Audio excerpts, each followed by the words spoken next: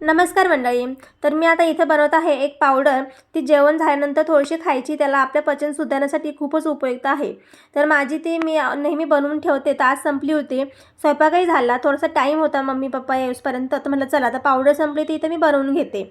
तर पावडर बनवण्यासाठी मी 1 वाटी धना, 1 वाटी जिरा, 1 वाटी बडीशोप आणि 1 वाटी ओवा असं हे सगळं मी छान थोडंसं भाजून घेतलं. हे गरम आहे तोपर्यंत म्हटलं चला नाही तर मला परीक्षासुद्धा होमवर्क करून घ्यायचं होतं आज.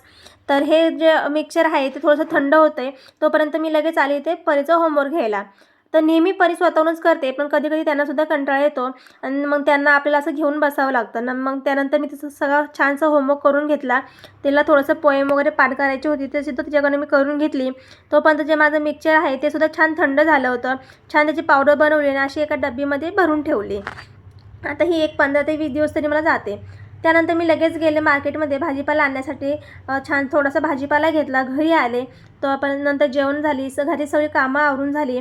किचन वाटाही माझा क्लीन करून झाला होता. भांडी वगैरे सगळी घासून घेतली. आता हे जे भाजीपाला आहे ना, हे म्हटलं चला आता मी उद्या क्लीन करणार होते.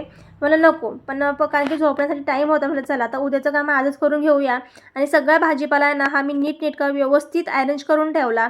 जेवढ्या पण पालेभाज्या आहेत त्या मी छानशा क्लीन करून घेतल्या. आणि छान भाजीपाला मिळाला आज. कोथिंबीर, त्याच्यानंतर कांदापात आणि छान कवळी कांदापात होती तीसुद्धा मी घेऊन आले. तर भाजीपाला क्लीन करताना दादा आले होते. त्यांनी चॉकलेट आणलं. तर भाजीपाला क्लीन करता चॉकलेटसुद्धा खाल्लं. आणि अशा प्रकारे माझं सगळ्या भाज्या मी स्वच्छ आणि क्लीन नीटनेटक्या करून ठेवल्या, जेणेकरून स्वयंपाक करताना आपलं खूप सोपं जाईल. तर कसा वाटला माझा आजचा मिनी ब्लॉग मला कमेंट करून नक्की सांगा.